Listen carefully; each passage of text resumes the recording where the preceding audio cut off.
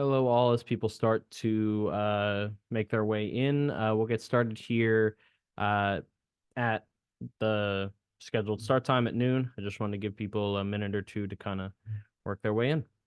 But we're looking forward to today's webinar. So hold on tight.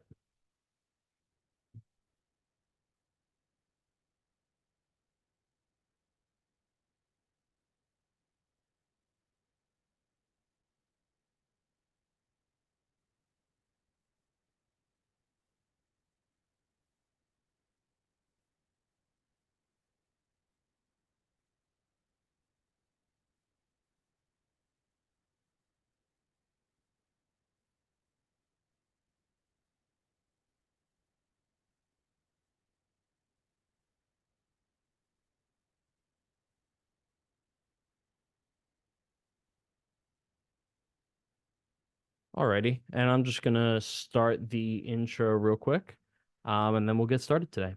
So today we have Billionaire, Centimillionaire, and Family Office Wealth Creator Strategies from Richard C. Wilson. And quick, before we get started, I do have to read a disclosure. The views expressed by speakers at the CAMA webinars are those of the speakers only and may not reflect those of CAMA, its members, or employees. CAMA does not guarantee the accuracy of information provided by the speakers or attendees. Professional advisors should be consulted before implementing any options presented. CAMA absolutely does not endorse or recommend any individual or organization, including the speakers. CAMA, its members, and employees do not accept liability for losses and/or damages arising from errors or omissions within, reliance upon, or any use of the information provided by the speakers. Individuals are strongly encouraged by CAMA to conduct their own due diligence before making any investment choices. CAMA does not act as, nor offer the services of, an investment advisor, CPA, realtor, or attorney. If tax, legal, accounting, investment, or other similar expert assistance is required, the services of a competent professional should be sought. And if you have any questions today or wanted to get in touch with someone at CamaPlan, you can feel free to reach out to Will Mucker, one of our client executives here at CamaPlan. He can be found at engage@camaplan.com or by the number shown on the screen, 866-559-4430. And with that, I would like to turn it over to Richard, who is going to give us today's presentation. So Richard, take it away. Great. Appreciate you having me here today. So my name is Richard C. Wilson, and I'm founder of Family Office Club. And I'm going to be going over a number of strategies I've learned while running our investor club the last 17 years. I'm relatively young for the family office industry. As you can imagine, 17 years ago, how young I looked to most senior people in the industry. But because of that, we had to put out a ton of thought leadership, interview hundreds of family offices. And over the last 17 years, I have written 13 books. We've hosted 275 live events. We have more thought leadership on family offices than all of the competitors combined globally. We are interviewing 100 billionaires publicly at billionaires.com. And we've featured over 3,000 speakers over time at our live in-person investor club events. So our last event was in Beverly Hills. We had a couple billionaire keynote speakers, a shark from Shark Tank, the founder of Gold's Gym, who sold 700 locations, gave a keynote. At a next event in New York City, we're going to be having 3 billionaire keynotes. We have the executive producer behind the Sound of Freedom movie, as well as 125 speakers over 3 days on stage. So I wanted to give that context because you might be wondering, should I stay here? Should I watch this whole thing? Am I in the right place? But if you are a private investor, if you are someone that is building an investment platform, building a company, and you're curious how most billionaires have built their wealth, how most family offices think, what we're doing is taking everything we've learned the last 17 years and providing you a lot of that information here. Maybe 2 minutes, we'll be mentioning, what we do on the investment side of things, how our investor club called the Family Office Club operates, and the rest of it is just going to be pure value coming from me to you. And I hope it is the most valuable webinar that you are on in 2024. So appreciate you being here with us. I'm going to share my screen now and start flipping through some slides. So First off, we're going to be going over billionaire, centimillionaire, and family office strategies. A family office is simply a wealth solution for the ultra wealthy. If you're worth 10, 20, 30, hundreds of millions of dollars, you need to manage your wealth differently than if you're worth $100,000 or $1 million, right? So that's what a family office is. And a centimillionaire is somebody worth 100 million plus. All right, so here's my team. We've got 25 different professionals on our team that help us get everything done, of course. So very proud of them. And that's how we put on our live events within our investor club with more ultra wealthy investors on stage than any other events. One of our divisions is Passive Income Partners. That is our joint venture with the $6 billion in AUM real estate group. Been in business for 15 years, and they have annual financial audits, only a 1-year lockup. And be happy to discuss what we do in that division with any of you if you'd like to. There's a flight to quality right now in the marketplace. So that's why we have Passive Income Partners out there. If you want to learn more, go to passiveincomepartners.com. Before we get into some personal side of things for 2 or 3 slides, we also love working with doctors and dentists. So we have minority equity stakes ranging from 1 to 50% equity in about 35 different medical practice locations that do about 70 million a year in revenue. And that division is called Medical Clinic Capital. So we have this investor club, and then we also learn a lot by scaling Passive Income Partners and Medical Clinic Capital. So this is my home team. Since I showed you my investment team, it's my wife there when we went down across the Grand Canyon and back one time. It's my 3 daughters, and we live in Scottsdale. We're just about to relocate to Oahu, Hawaii here, short term though. This is them working out with me in Croatia at the gym last year. Pretty much whatever we do, and they like to tag along. I like to do a lot of backpacking. I'm going to Machu Picchu next month. I went to Nepal to Everest Base Camp last year for my birthday, and we're usually doing 2 to 4 big backpacking trips or international fun trips per year with just the guy friends or the whole family or just my wife, etc. This is us in Everest Base Camp on my birthday. Super fun. So my wife doing rim to rim to rim with me. It was about 45-mile hiking one day. We like doing these types of personal challenge things, adventure travel. That's pretty much what we live for. So that's in Havasupai Falls. All right, so now I want to jump right into the content. And what I'm going to do is cover a few slides that are fundamental for understanding how we think, what we've learned successful people do, and how they operate. And probably 25% of the content today is going to be about mindset of the ultra wealthy and the ultra successful. So if you don't know David Goggins' story, he was a 300-pound bug exterminator, not happy, went around with a smile on his face, pretending to be happy, and saw some Navy SEALs on TV. And he said, that's what I need. I need to be one of them, and I will change my life. And he went into the recruitment office. They literally laughed him out of there and said, you have to lose like 70 to 90 pounds to even get in for the tryouts. And he went and he did that. And then he tried out, became a Navy SEAL, has sold millions of copies of his books, holds a world record for number of pull-ups in a day, and is one of the toughest human beings out there. So he really saw what he was capable of through pushing himself. And I love his messaging that you don't want to be average. Average is not good. If you're on this webinar, you don't want to be average, right? Otherwise, you would just allocate to some stock index or just trust some wealth advisor down the street and not self-direct anything, right? Most of you are entrepreneurs or doctors or real estate investors, and you have that in your blood to have some control over your destiny. And you know that if you give up all control to your destiny, you'll be average at best and maybe chasing average at best, right? None of us want that. And none of the successful people I know think that way.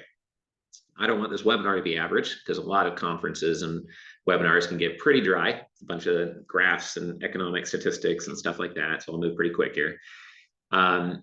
I want to share this story because it relates to the public mentality of being average and being like everyone else.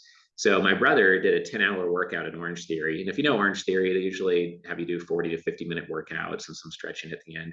And my brother did every class that they offer in one day at Orange Theory. He posted it to the Orange Theory social media page, and everybody just destroyed him. They said, oh, that's unhealthy. They shouldn't allow that. That's a liability for Orange Theory. Oh, this is bad. Take it down. Someone's going to see that and have a stroke.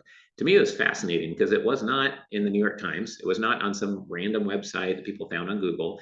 It was on a workout community social media page.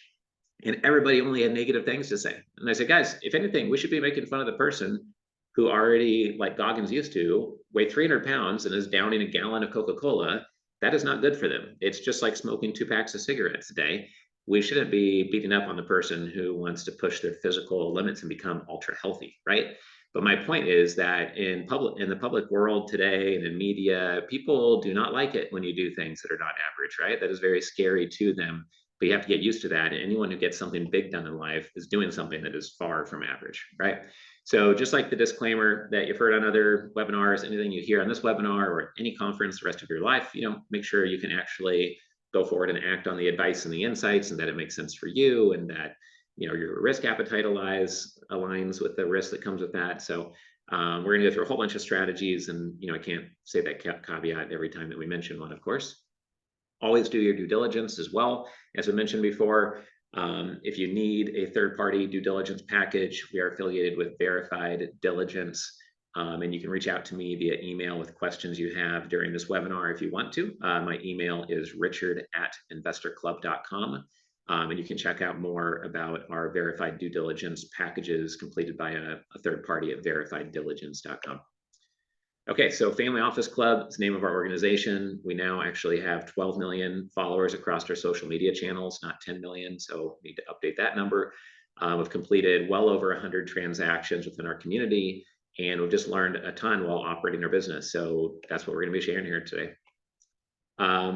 First thing I want to set as the foundation for the webinar here is that the people who get the most done strive to be a class act human being. It doesn't mean that they don't need to be direct with people sometimes. It doesn't mean that some people might think that they're slightly rude, or that some people get offended that they don't reply to their very important email, that there's just no time of the day to reply to everybody. But going out of your way to be a really good human being and be good to your team is to your advantage, and it's the only way to build a good reputation, right? Sam Zell is a billionaire famous for saying he doesn't want anyone to do a deal with him once. He wants to do a deal with people over and over again. Jeff Hoffman is a billionaire who came and gave a second talk at my event in Beverly Hills 2 weeks ago. And he said that not only there's nothing bad with making a lot of money, it's only bad if you don't do anything good with it. But he says you need to figure out what's most important to your employees and then drive goals towards that. You just making the business bigger is your goal as a CEO, not potentially your employee's goal. So if you're running a business, running a platform, these are all things just to keep in mind.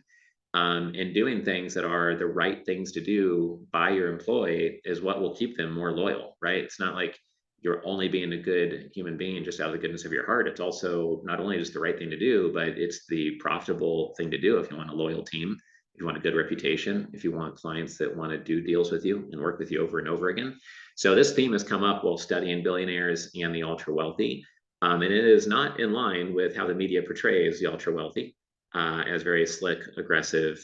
Typically they position them as something evil. Also, as people grow their investment platforms and grow to become ultra wealthy, they usually are becoming institutional quality. They're patient. A no doesn't always mean a no, but do you get insulted when there's a no? Do you get upset when somebody doesn't reply to your email within 6 days? Can you be concise? When someone offers you time to have a phone call or meeting, do you set the phone call for an hour or ask them if they have a half day to meet? That shows it's your first rodeo and you don't work with busy people very often. Busy people, their most valuable phone calls last 8 to 12 minutes, are done via text message or audio message, or at most are 15 minutes long, unless it is a board meeting, an acquisition of a major asset, a major joint venture. There needs to be an agenda for the meeting and need to be very concise. Institutional quality means polished and professional, and you're taking it seriously, right? We were the #2 investor in Access Loans before we sold it to a Billionaire. You can see what we did on the redesign of that logo, which my team handled. If you're watching along visually, if you need access to these slides to look at afterwards, just shoot me that email at richard@investorclub.com, and we will send you those slides over. If you are following along visually, you can see the second example here. The company was called Dynastic Development. We turned it into CRE Construction Partners. All right, so one of the most valuable things that I can convey to you on this webinar, I wanted to put here near the front, and that is that until I ran our investor club for a decade, I did not realize how powerful and how much of a game changer it was to go down the rabbit hole of structuring investments in more intelligent ways.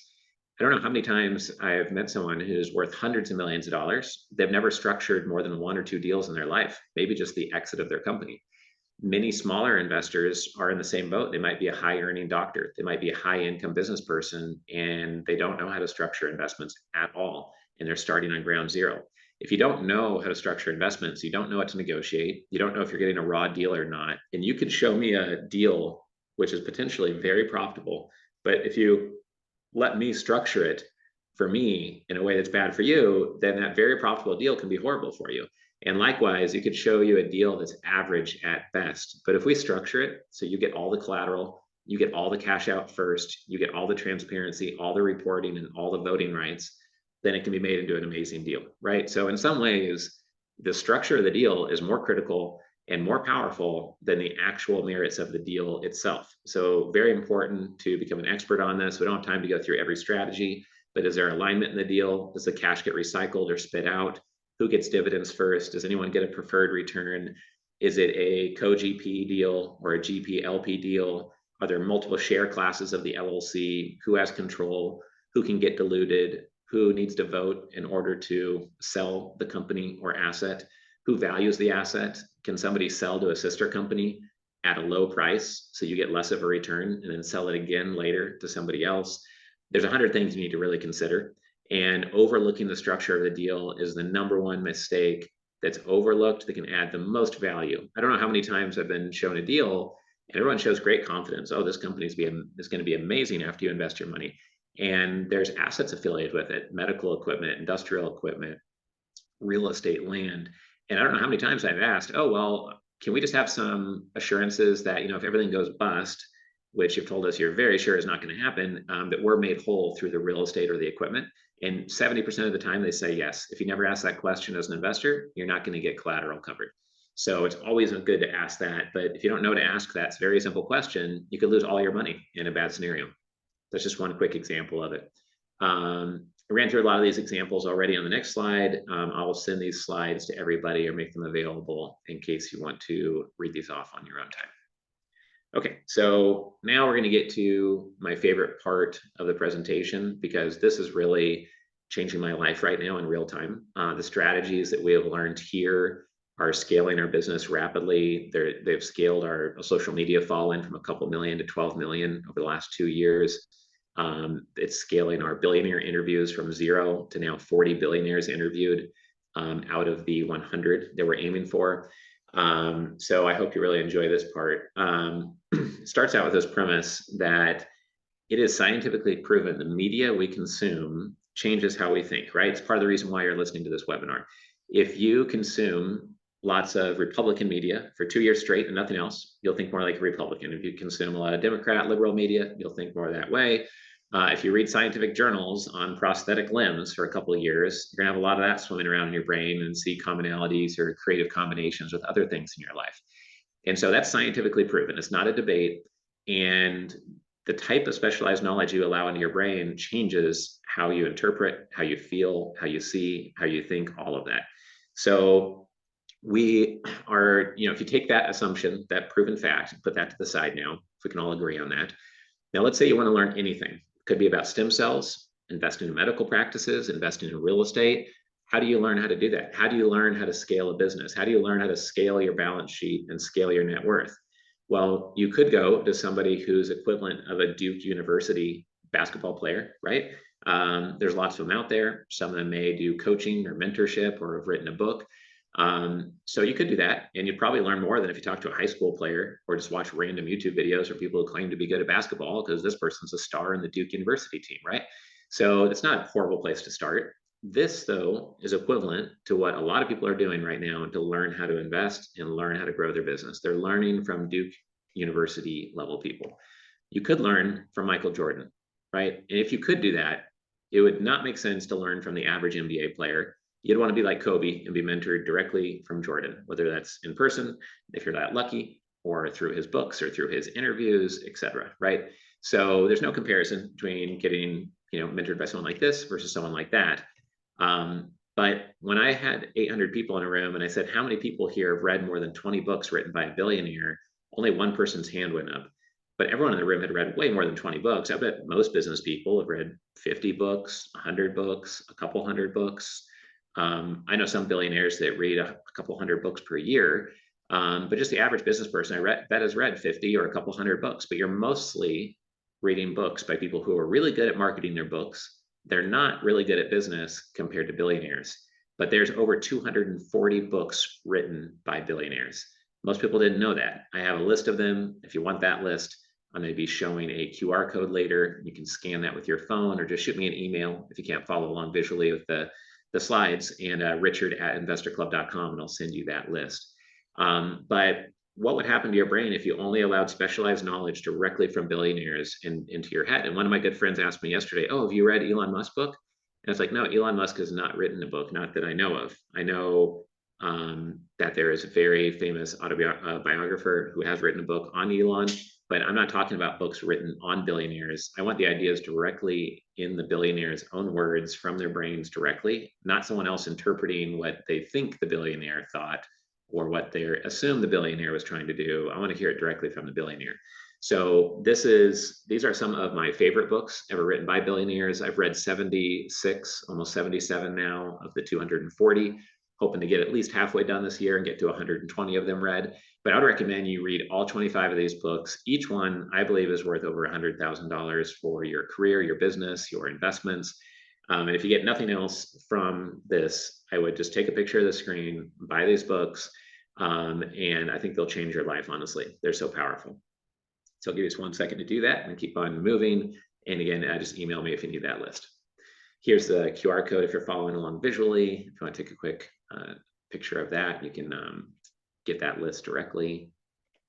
Okay, so I'm going to jump right into some of the insights now from billionaires. So one of my friends and mentors, Evan Pagan, he got to interview both Bill Gates and Steve Jobs in the same day at a technology conference. He asked both of them, how did you become so amazingly successful? You've had so much go right for you. How did you pull that off?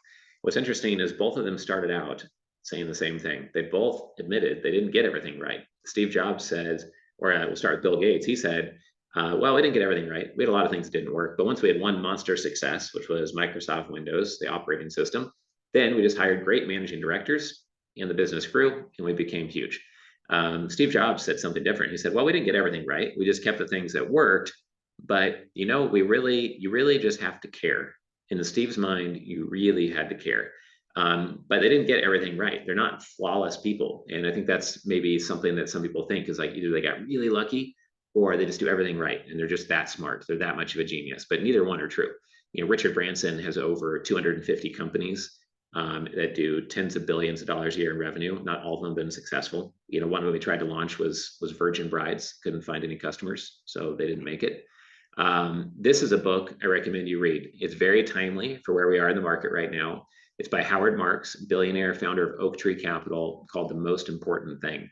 And by reading this book, the number one takeaway I got was that when people think that you are not smart to be even considering investing at such a bad time, that's when you get a 10 or 20% discount by investing at a bad time. When people think you are an idiot for investing, like this is a toxic area, nobody in their right mind would ever be investing right now.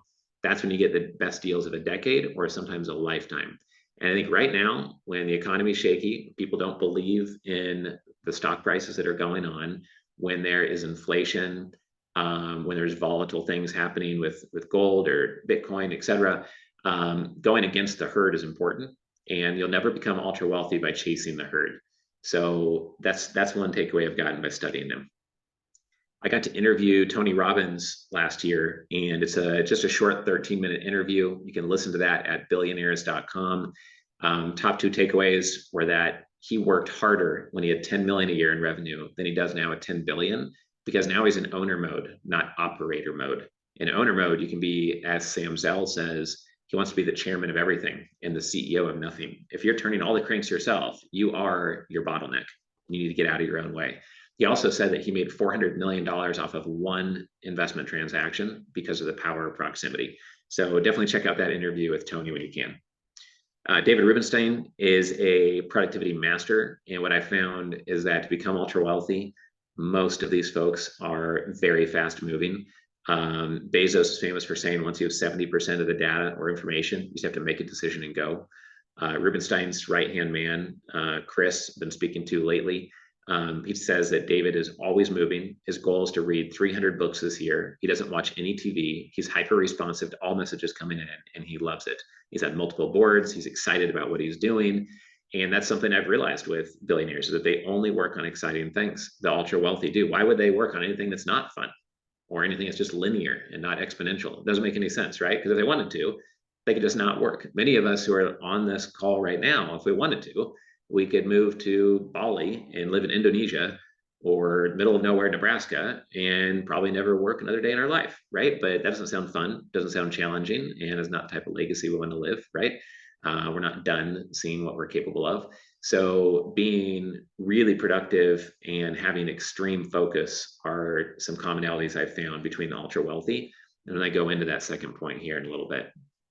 Scalability, looking for something that can really scale to 50 million, 100 million, billions of dollars, obviously is required if you're going to go big. It also means not selling out early.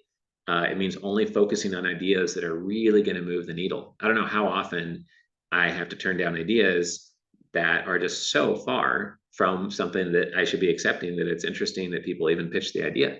So if you're like me and you own several businesses and you have a successful business that you own 100% of, and somebody says, would you like to join our board and have 0.5% equity in this company? It's just an hour a month and then a quarterly meeting for a couple hours. It's like, well, if you focus that time on your own business, you get 100% of any growth that comes from that. If I focus my time on building their business, I get 0.5% at best if I don't get diluted, if the company doesn't go out of business, if I don't get left without a chair and somehow don't get any of the returns because something happens to the founder or there's a dispute or something like that. It is literally 400 times more valuable to focus on building my own business than sit on somebody's board for 0.5% equity, right?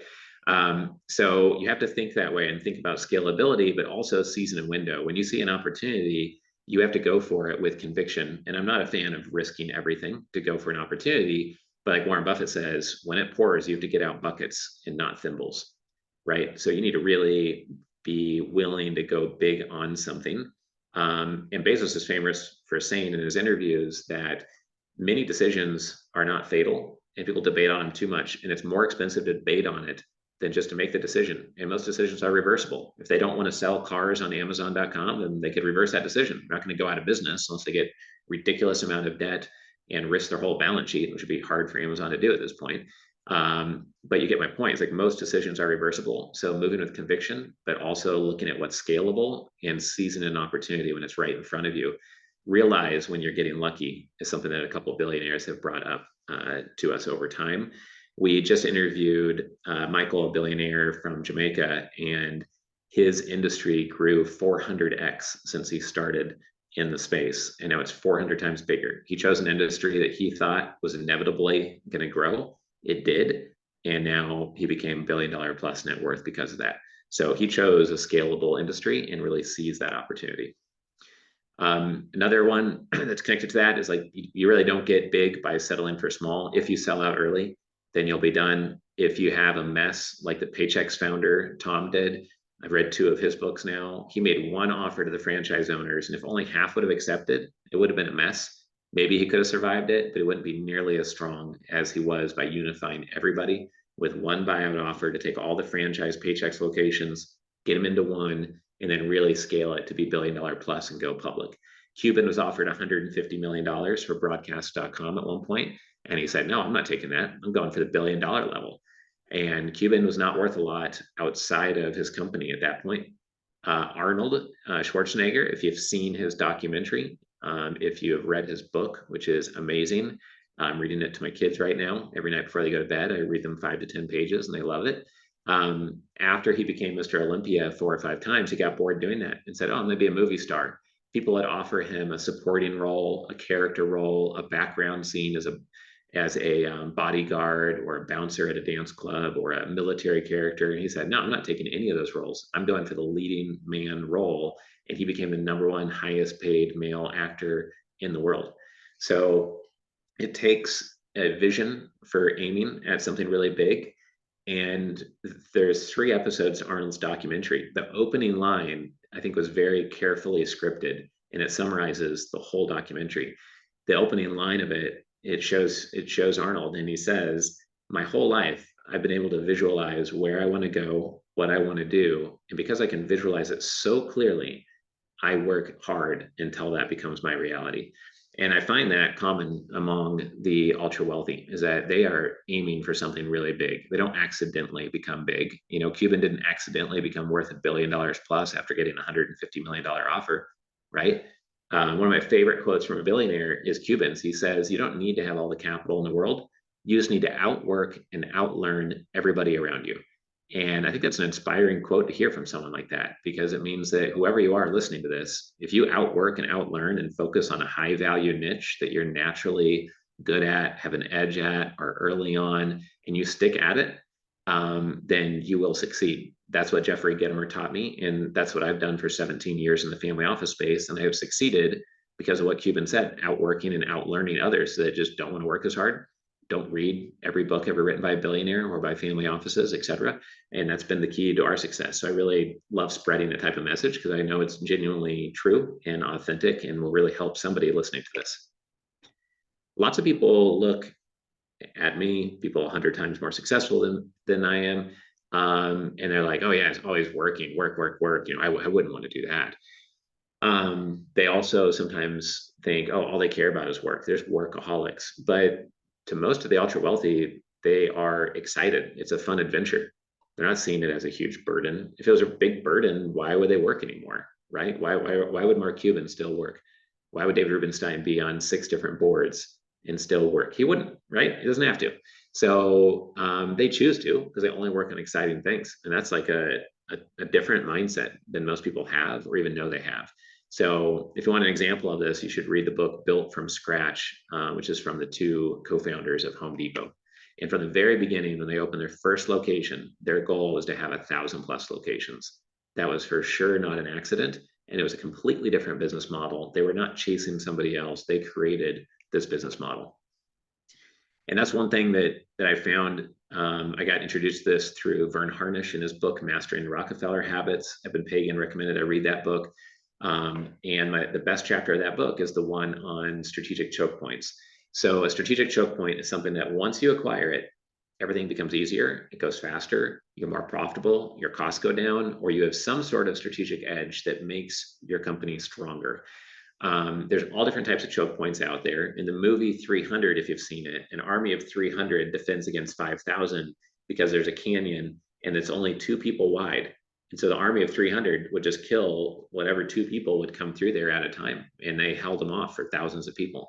So in the Middle East, there's a choke point in the Red Sea where a lot of traditionally energy flows through there. And conflicts in the Middle East right now are disturbing that balance of peace there. And there's a lot of military bases right by that point in the Middle East. And it's because of the strategic importance of it. So in your business, you have to think, what is a strategic choke point? For me, having some of the only books and the best-selling books on many topics in the family office industry helps. For me, having billionaires.com and then making that into the #1 most visited, most helpful, most in-depth website on billionaire strategies is something I believe is a real choke point. For other people, it might be a piece of intellectual property. It might be your role in a charitable organization full of business partners that you could connect with. And as long as you do a good job leading that charity, then you'll have that position for 5 or 10 or 20 years and your network will keep on growing, right? It's a choke point because once you secure it, nobody else can, at least not easily or without cooperating with you. So it turns competitors into cooperators. It leads to collaboration, it leads to reputation growth, it leads to more deal flow, better investment terms. And one of the most powerful 1 sentence pieces of advice I can give everyone here is that if you as an investor or business person can see deals, can see opportunities first, you get the first look at them, you get to see them exclusively somehow, or you get to see them at a better valuation, then your balance sheet will skyrocket. Because coming into things at half of the valuation of other people, sometimes even getting free equity in companies, can make all the difference in the world. Let me give you an example. We got approached by a company that wanted our help over time. They said, "Well, Richard, we want you to have some skin in the game." So I said, "Okay, well, why don't I buy 2.5% of your company? You put me on your advisory board and I am gifted another 2.5% in the form of advisory shares. So I got 5% of the company and I only had to buy 2.5%. Another group came to me and they had a decent track record, really great people, both Eagle Scouts, just like I am. And they offered, without any negotiation, 33 to 50% of their company to give to me without me having to invest anything. I said, you know what, guys, there's two of you, there's me. Let's all be equal partners. I don't want the 50%. I want you to be super motivated. I want you to feel it's fair. And I don't have a lot of time. What I have is resources, exposure, capital connections, strategies, structures. I can massively change the trajectory of your company, but it's not going to be on 4-hour board calls, board meetings, right? So I want you to respect that over time. So let's just be 1/3 partners each. We had another case where we got a 20% equity stake company for free without having to invest anything. That's rare. Most of the time, it's just a better investment valuation, or you just get to see the deal first and no one else gets to see it and you get the deal done and no one else gets to even be in the deal. And that can be a real advantage on the best deals. The best deals get done relatively quickly. So figure out for you as an investor, how do you see deals first exclusively and at a better valuation over time? If you need help or feedback on how to do that, again, shoot me an email, richard@investorclub.com, and I'll make that point clear. Okay, so these are some strategic choke points that we acquired over time. Familyoffices.com, the #1 largest networking group for ultra wealthy families on LinkedIn. We then had a best-selling book through Wiley, another one through Wiley, a book through Bloomberg, and then some of the first books on mini niches. We then grew to having 42 different groups on LinkedIn, then having the #1 conference series in our industry, buying billionaires.com, being the #1 social media group, networking group in dentistry, and now growing to 12 million followers across our social media channels. You know, our goal over time is to grow to 100 million on social media, and we think that will ensure that we are constantly seeing deals first, exclusively and at a better valuation. So I hope by me sharing all those examples of choke points real quick, that it just kind of starts turning the wheels on ones that you could implement yourself. Here we have, next I want to talk about how many times I think people look at someone who's ultra successful and be like, oh, well, you know, what's going on there? They have all the capital in the world and all the reputations, everything goes quickly. But the billionaires don't stop doing what worked before. And what I find worked before is the stacking of strategies. So it wasn't just that they had a lot of capital and a good reputation. They also didn't put up with bad employees. They expect excellence. They also had high quality joint venture partners. They also shut down business models that were not profitable or not worth their time or not scalable or already too crowded. They have that going for them. They also had access to the best quality debt, equity, structures, et cetera. When you have the best investment structures, the best teams, the best joint venture partners, you know yourself well enough because you've been running your business now for 10 or 20 years, then you only focus your time on what you're best at. And you also do what Tony Robbins suggested, be an owner, not an operator of your business. When you do all of those different things, the results are exponential. It's not linear. And so I think that is a big takeaway from studying these people, is that it's not just looking for that one magic bullet, it's looking at all the levers of success and then getting all those in place so they all compound and you get exponential results. So one thing that I've been trying to improve on myself is my ability to focus, because I found that extreme focus is something that is required, and it's something that Peter Thiel says is a superpower. And anytime I hear a billionaire talk about a superpower or the #1 most important thing, I lean forward a bit, and this is just something where I'm trying to grow on it. So what does it mean to have extreme focus? Well, the morning after Michael Jordan won his 3rd championship, he was practicing at 5:30 in the morning, and a rookie showed up on the court, and he said at 7 a.m. He said, "Michael, what are you doing here?" And Michael said, "Well, a better question is, where were you an hour and a half ago?" Right? He really pushed people, but he also pushed himself just as hard, if not harder, than anyone else on the team. Right? He didn't say that to the whole team, "I'll see you at 5:30 tomorrow morning." He pushed himself that much harder, and it's that focus that led him to be arguably one of the greatest, athletes, or one of the greatest basketball players. Even if you don't think he's #1, he's definitely a top 5 in most people's minds, right? So one thing is that extreme focus is not easy. If it was easy, everybody would do it and it wouldn't really have any value, right? But the goal is not to be normal. The goal is not to be average. So looking at what everyone else does is a bad litmus test of whether you should be doing it or not, right? And sometimes people won't like it when you have extreme focus. I just got a request for someone that I know they're credible, and they wanted me to get on a phone call this week to talk about partnering with them so that their software could be the investment platform for our whole investor club. But we get a pitch on that every quarter from publicly traded companies, from small groups that give us equity stakes. Of course, they want access to all of our investors, but one, we're not looking for that. It's not a top priority right now. So I have to just nicely decline, like you have to all the time, to things that are coming in, and say, I'm sorry, it's just not a top priority. And getting good at saying no in 100 different ways is really important, or you cannot have extreme focus. You have to say no to almost everything. And one thing I've learned is that the more successful you get, the more employees you have, the more LLCs, the more investments, you not only have to get better at saying no because there's more opportunities coming at you, but the opportunities will be more valuable every year and there'll be a higher volume of them. Those are two things that are changing. The other thing that's changing is you are busier. So you're not only busier, but there's more opportunities coming at you and the opportunities are more lucrative. So every year you have to say no to things you would have said yes to last year. Every year you need to come up with new ways to say no. Every year you need to sharpen that saw of being extremely focused, or your energy will be dissipated over time. You have to cut out toxins, anchors, energy vampires, that employee you've been meaning to fire, and you just need to do it. Mediocre people that are around you. Look at the top 10 sources of stress, especially the top three, and just get them removed from your life. Even if your revenue goes down short term, you're going to enjoy your life more. It's going to be more worth all that hard work because you'll be more excited to do everything that you do. Steve Jobs defines extreme focus as deciding on what you want to do that would really move the needle and transform everything in your business. And then anything else that you're looking at that would also be highly profitable, also be exciting, and you are 100% sure that you could make money on that as well. You say no to all of that stuff.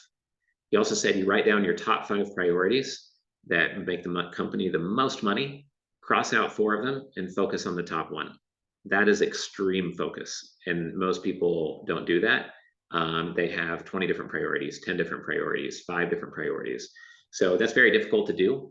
For most companies, having 3 priorities and knowing what your number 1 and 3 is for every division of your company and your business is enough focus, and a lot more focus than you're currently doing.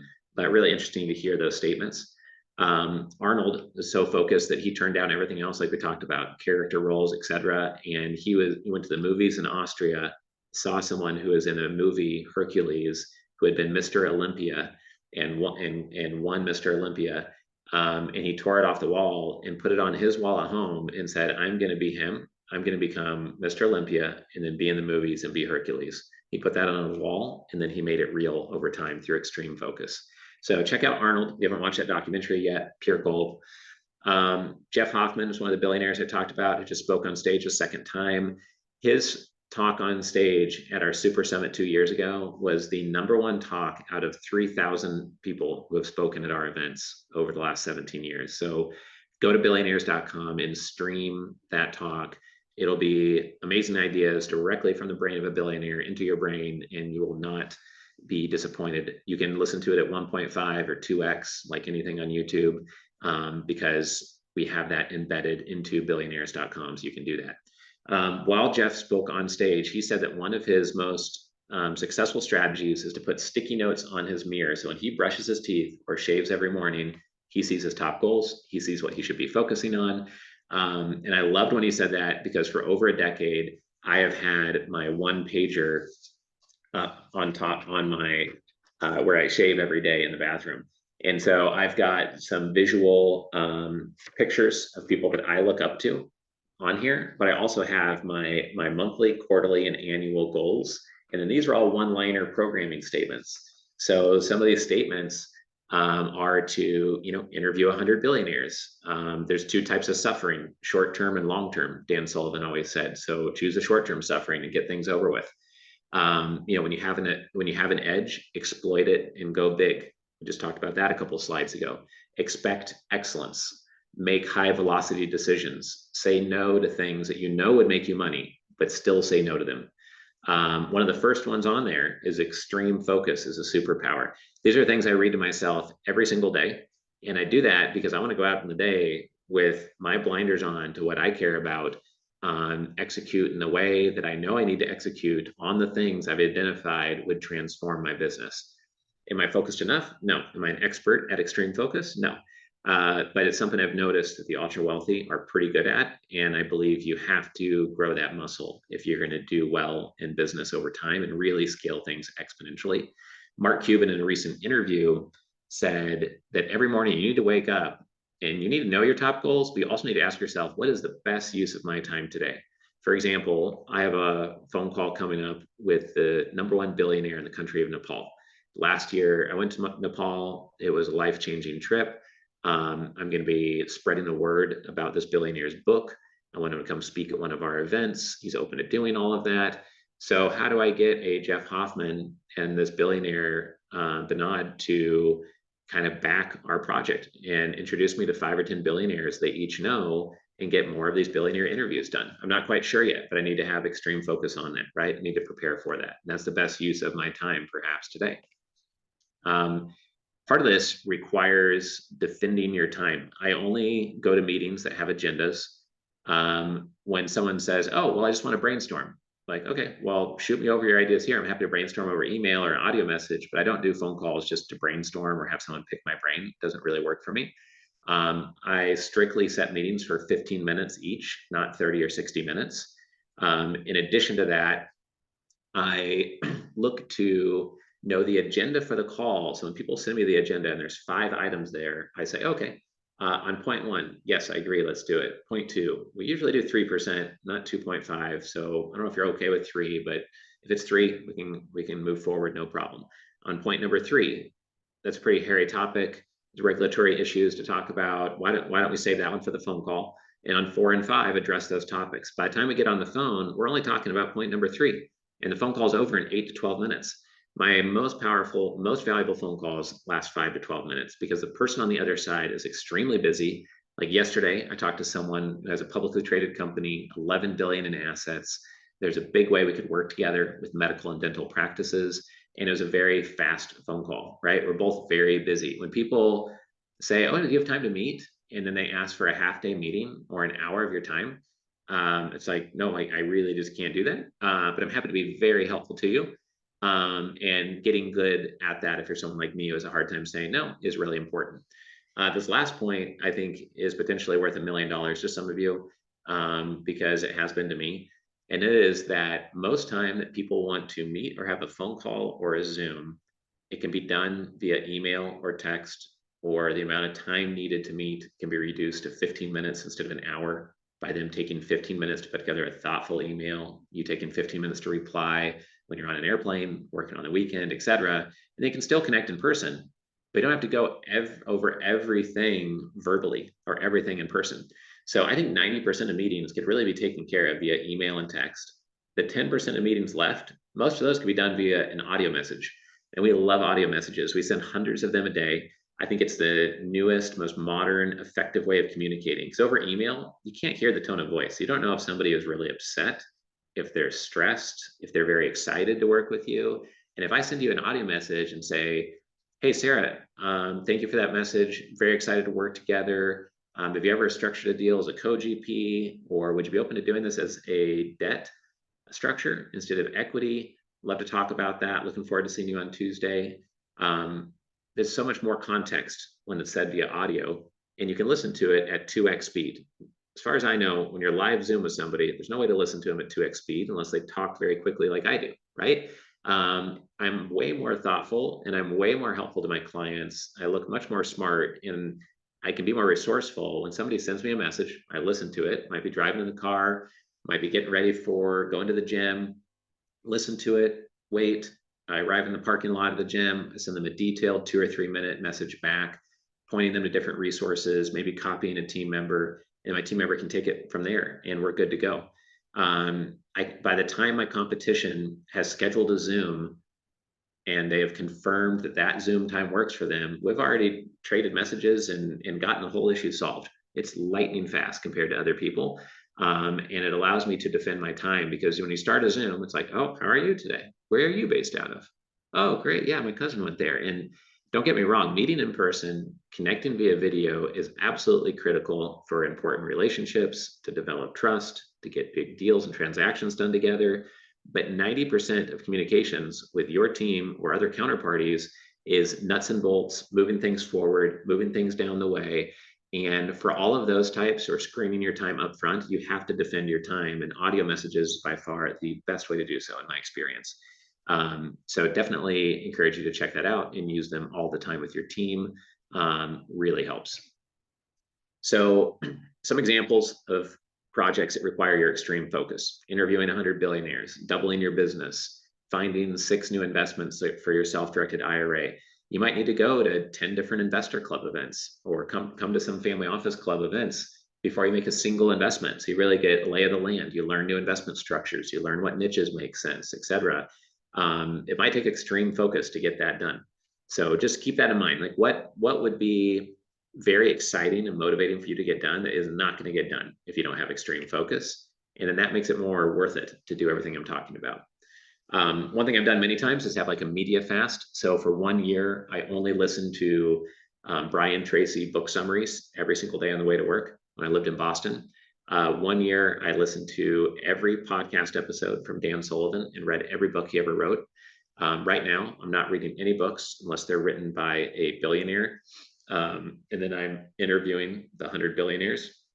These are all examples of extreme focus for what type of specialized knowledge you get into your brain, which is how we started out this whole section. Mark Cuban found when he worked at a computer store, his first job in college pretty much, that nobody read the computer manuals, including the owner of the computer store.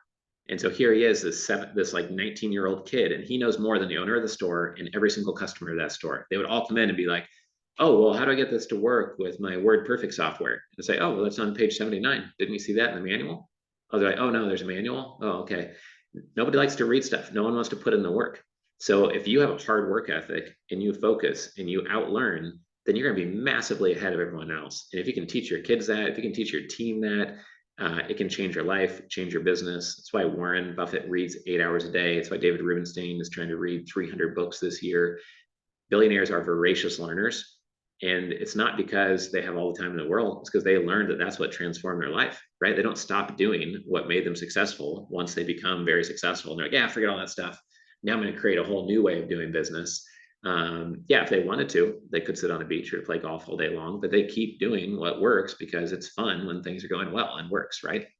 So some actions required would be to figure out your top 1 to 3 goals that require extreme focus, and figure out, what if you could get done, what could you get done that would change your entire business or change your entire life? And what should your one pager look like? If you want a one pager template for you to fill out for yourself, just shoot me an email, richard@investorclub.com, or you can text me at 305-333-1155, and I'll shoot you that Word document so you can create that and have it done today for yourself. It's nothing we sell. You don't need to buy it from anyone. It's just something that really could transform your investments and your whole life, really. Getting to that, perfect segue here is the next topic of, I believe that everybody should aim to have the most fun year of your life. And if your goal in life is to play golf every single day, then great. You could probably find a way to make that grow your business too. If your goal is to visit every country on planet Earth, great, no problem. But when I say having the most fun year of your life, I'm not encouraging you not to work anymore. I'm encouraging you not to do anything in business that's boring, that's lame, that's frustrating, that is stressful, to eliminate most forms of stress that are unneeded. It's usually 2% of our clients causing half of our stress. And make sure that what you're doing is exponential and that you're stacking and you're only working in good business models with good partners, with good employees. You know yourself well, so you just focus on what you're good at. You focus on working in owner mode, not operator mode. And if you have this theme of, I'm going to make this year the most fun year of my life, you're a better example. It's a better legacy to live for others. If you don't do that, what you're subconsciously telling people around you is that I value money more than I value enjoying myself, having a good life, being healthy. And you know what? To get money, it's okay to sacrifice everything else. It's okay to drink alcohol because of the stress, get divorced 7 times, and do all this other stuff, right? And nobody really wants that if you think about it. Like, you don't want to be that example to people around you. So everybody, I think, if you really think it through, would rather be having fun, be ultra wealthy, have great social relationships, be emotionally healthy while also being very successful in business, right?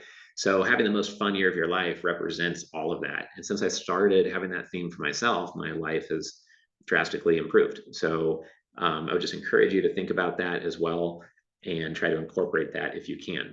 So what does it mean for you to have the most fun year of your life? What did you do last year? This is a picture of Bali.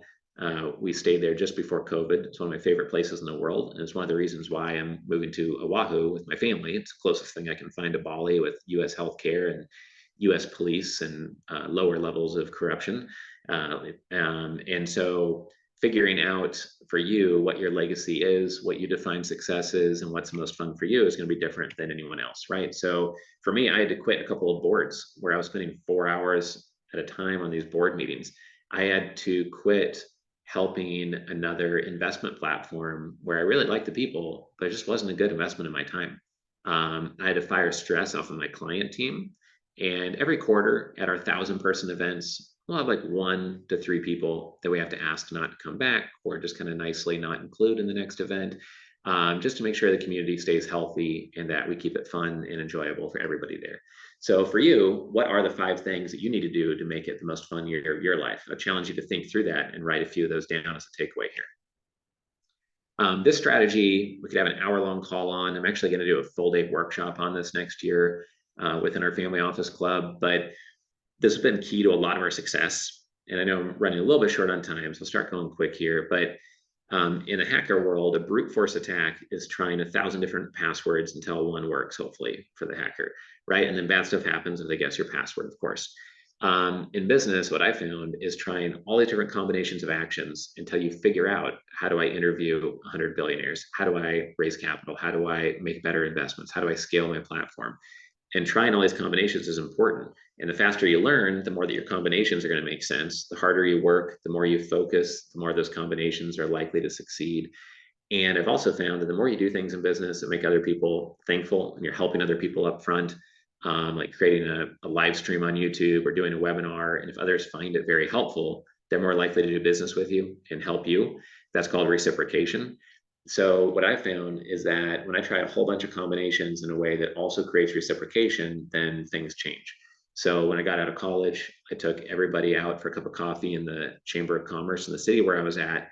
And when I found one person who I wanted to work for, she said, "Oh, you need 7 years experience to work for us." And I said, "Okay, well, I'll just work for free until you know I'm worth it." She said, "Well, I'm not going to make you work for free, but I'll pay you this much." She did that. And I said, "You can fire me on the first day if I'm not good." And I figured it out and I did a great job. And I made 6 figures when I was 21 years old, right out of my undergrad from a state university, a no-name university. And I made more than my professors did the month before.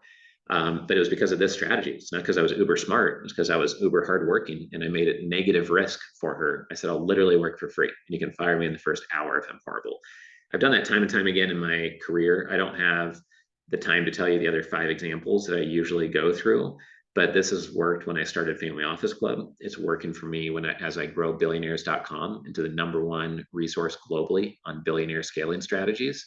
And it's worked a number of times in our business to scale us to the next level. So just having that mentality of trying a whole bunch of combinations, reversing the risk, making it no risk for the other person as a way to really scale, I found. Over time, what you want to do is look at this whole food buffet of strategies we're talking about today and layer in what looks good to you now, right? If you go to the Ritz-Carlton brunch, you're not expected to eat everything. You'll get indigestion, right? But some of these strategies you can use right now. Some of these strategies you can use later. But just incorporating these and having in your toolkit a whole bunch of billionaire mental models. If I do this, this will probably happen. If I act this way, it's more likely to work for me. Having all those mental models collected directly from billionaires, from investors who speak on stage at our family office club events, et cetera, can be something that can be amazing for transforming your ability to structure, source investments, scale your platform, et cetera. And we have a lot of fun doing this. Running our investor club is like a perpetual learning machine. And whether or not you ever come to one of our in-person events, whether or not you ever do anything with our team, just reading the billionaire books can give you a perpetual learning machine, honestly, right? In-person is a lot more fun, dynamic than just reading books. But 110 of the 240 billionaire books you can get on Audible. And so we've had a lot of fun reading those, and we're going to be ranking the top 50 out of 240 and recommending those top 50 so you can spend your time on the ones that we've already reviewed and we know are awesome. To start with, we have those 25 that we can provide you a link to if you can't follow along visually. I see Vincent, you can't see the slides right now because you're following along via our YouTube side of things, but just shoot me an email and I'll shoot you the slides at richard@investorclub.com. So on the investment side, we are offering passive income partners. We have 4 different options there for investments. They all provide 8 to 15% net returns per year. They all pay out monthly, quarterly cash flow. They all just have a 1-year lockup. You're not in the deal for 5 or 10 years like most real estate deals. And we have annual financial audits on those funds and over $6 billion in assets under management. So it's more safe, more liquid, and more income than just about anything else that we've seen in the marketplace. If you want to learn more about that, you can easily work with self-directed IRAs. The minimum is only $10,000. You'll see a mention of a $50,000. For people who come in through this webinar, it's only $10,000. Just go to passiveincomepartners.com and you can click on Become a Partner if you want to learn more. We have also our division focused on medical and dental practices at medicalcliniccapital.com. If you're a doctor, a dentist, and you want to help grow in your platform, or if you want to invest into that space, let me know. The smartest investors I know choose just 1 or 2 niches in the operating business world and scale those massively. For us, it's scaling our investor club and it's scaling medical and dental practices. We personally don't look at other operating business types, but inside of our investor club, we have 7,500 investors, including pro athletes, billionaires, centimillionaires, angel investors, private investors, high net worth investors, pro athletes, and they have a full spectrum of investment priorities. So when I say that I focus on medical dental, it doesn't mean our whole investor club, it just means me personally with my balance sheet. But our investor club is very diverse and dynamic with all different investment mandates inside of it. There's a few different ways to work with us. If you are creating a family office, if you need to formalize your family office, if you need to get rid of your other wealth advisor and layer on a new one while keeping your old one, or you just want to upgrade to a family office quality wealth advisor and somebody that we've known for a long time and know will do a great job either structuring a passive income focused wealth management portfolio or a very tax efficient wealth management portfolio. Those are the 2 most common requests we get. Let us know. For our investors that take the time to come to our in-person events, we look at the 1,000 people attending, and then we say, oh, okay, Ryan or Sarah, whoever you are who's coming, you said you're looking for this, this, and this. Out of the 1,000 bios, we thought that these 4 people would be amazing for you to meet. So we've set up these little 5-minute speed meetings for you, just with these 4 people, just to make sure that this event is going to be very productive for you. In addition to that, we have 125 speakers on stage over 3 days at our next event. So it is massively valuable. We spend $1 million hosting that event. And we have more investors on stage per day than any other event. And anyone else that comes close to competing with us has 2 to 4 content streams. So you miss half the content or 75% of the content. Because if you go in a little side breakout room with 400 people or 100 people, and it's not in the mainstream, now you don't know what's being said in the other 3 rooms. And how many times would you have liked to have been in 2 of the streams at once, right? So we just keep 1 stream during the whole event with 125 speakers on stage. It's super fast moving. It's like watching an F1 race versus watching golf. Other investment conferences are like watching golf. So we have the Land Development Fund, Housing Equity Fund, the Housing Lending REIT, and the Preferred Credit Fund through Passive Income Partners. 2 of those are equity investment funds, 2 are debt funds. On the debt side, you're in first position, and there are hard assets and personal guarantees backing your investments. And that's how we produce the 8 to 15% net returns a year net of fees. So again, this is our team. If you want to reach out, I encourage you to just shoot me a text message. That's 305-333-1155. Also richard@investorclub.com. So appreciate everyone's attention here today. Thank you. And I hope we get to shake hands and meet in person sometime. Appreciate it. Awesome. Do you have a minute to answer a few questions? Yes, happy to. We did have a couple come in from Igor in the chat. His first one being, which Arnold Schwarzenegger book are you reading with your kids? It's called Be Useful. It's 7 tools for having a successful life. It's one of his new ones that just came out recently, and I've heard the Audible is amazing because he reads it. But we're going through the paperback book. I think we've got like 75 pages left, and I have to skip swear words when they come up because I'm reading it to my 7 and my 9 year old. But the book is funny and it's just pure gold. The insights in there. Oh, that's awesome. And then another question is, how are you getting your team on board with reading Billionaire books slash listening to this content? How does the team implement strategies learned within the business? Yeah, great comment. So honestly, we haven't pushed this down and required our whole team to read all these billionaire books. To start with, I am, and it's a challenge to stay focused. Every week, someone says, "Oh, you got to read this book," and it's some book that's inevitably not written by a billionaire. And so it is hard to keep that focus. And so reading the books via Audible is a massive help. Some readers are so slow at reading, I can listen at 3.2x speed, some of them 2.7x speed. The slowest I do is maybe 2.2 or 2.0. And then when I learn things, then I make sure that we start operating at that level, or I try to hold the team accountable at that new level or use those tools like, or if I just hear of a good idea that we should be doing. So it's more about implementing the strategies, and I push those out to my team, but I don't require my whole team to read all those books. But once we have the top 50 out of 240, then the next step probably will be to find the top 12 out of those 50, because then every month you could just study one book per month of the year and just know that book cold of the top 12 billionaire books ever written. So that's where I hope this goes over time. And I can imagine requiring my team to read all 12 books once we get down to that level. That's incredible. Yeah. And a Thank you. lot of Yeah, reading. it's fun. Yeah, I appreciate you having me here. Yeah, thanks for hopping on. And again, if anyone has any other questions, feel free to reach out to Richard, or reach out to us at Camaplan. And yeah, thank you so much for coming on, Richard. Truly Awesome. appreciate it. Appreciate it, Michael. Yeah, take care. All right, have a good one. Bye, everyone. You too.